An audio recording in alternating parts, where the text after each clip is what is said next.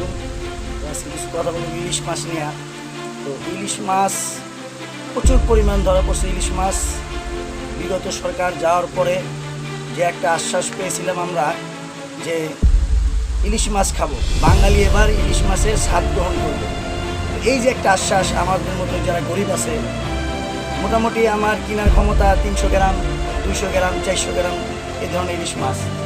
তো আমি মনে করছিলাম যে ইলিশ মাছ কিনা হয়তো এবার এই জাতীয় ইলিশ মাছ, মাছের রাজা ইলিশ, এই ইলিশের স্বাদ গ্রহণ করবে। তো এখন যে প্রেক্ষাপট, 70 গ্রহণ দূরের কথা, 300 গ্রাম 400 গ্রাম ইলিশ মাছের কেজি 800 থেকে 900 টাকা, আর 1 থেকে 1.5 কেজি যেগুলো, এগুলো 1800 থেকে 1700 থেকে 2200 টাকা।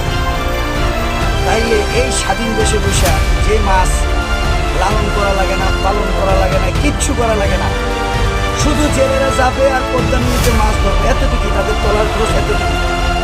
এই সব কষ্ট মিলে একটা ইলিশ মাছ, 1 থেকে 1.5 কেজি ইলিশ মাছ 2200 টাকা কেজি হয়। তাহলে কীভাবে সম্ভব এই স্বাধীন বাংলায়?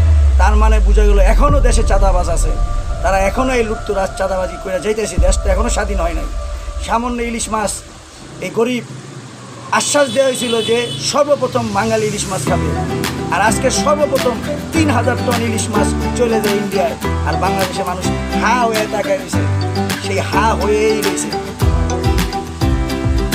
তো এতটুকু বলার। আর কিছু সংখ্যক লোক বলবে যে তুমি কয় কেজি ইলিশ মাছ খাও, তোমার এত ইলিশ মাছ কথা বলা লাগবে। আর এই পাগল করে আগে ফিরে এই সালার এই দেশটারে নষ্ট করছে। এরা টাকার পাহাড় সাম্রাজ্য বানায়া দামি দামি চেয়ারে পয়সা লেকচার মারে।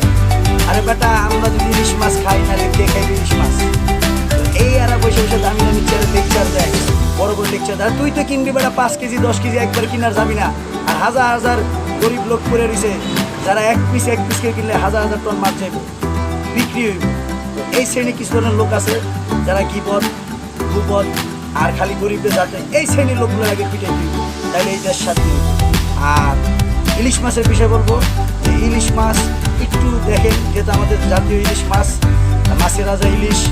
তো আমি বলবো সরকার এখন যারা আছেন তাদের বলবো প্লিজ অন্তত এই স্বাদটা একবার গ্রহণ করবার দেন এই বাঙালিদের।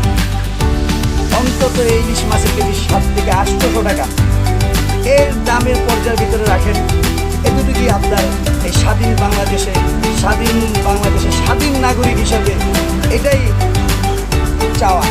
তো যারা উদ্যোগ কর্মকর্তা আছে দেখবেন, বাজারটা নিয়ন্ত্রণ করবেন, এবং এই ইলিশ মাছ যারা বেচে তাদের যে ভাব, তাদের আচার ব্যবহার একবার বাজারে যায় খরিদ করে দেখেন। যারা ভ্রাম্যমাণ আদালত আছেন, শুধু ওই 2-1টা দোকান দেখেন না, সারা বাংলাদেশে জাস্টিফাই করে দেখেন কী অবস্থা, এই বাজারটা কী একটা সিন্ডিকেট বানায় রাখছে।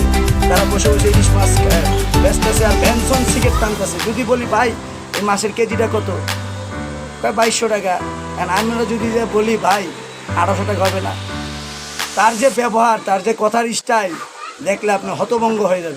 তো এতটুকু বলার, আর কিছু বলার নাই। তো বাঙালি ভাই, তো কিছু যদি ভুল ত্রুটি বলে থাকি তা আমাকে ক্ষমা করে দেবেন। তো আমার এতটুকু আবদার, শুধু আমার না, সারা বাংলাদেশের 24 কোটি লোকের এতটুকু আবদার যে একটা বার ইলিশ মাছের স্বাদ গ্রহণ করার জন্য। তো আমি বলবো উদ্যোগ কর্মকর্তাকে প্লিজ একটু দেখেন। আসসালামু আলাইকুম।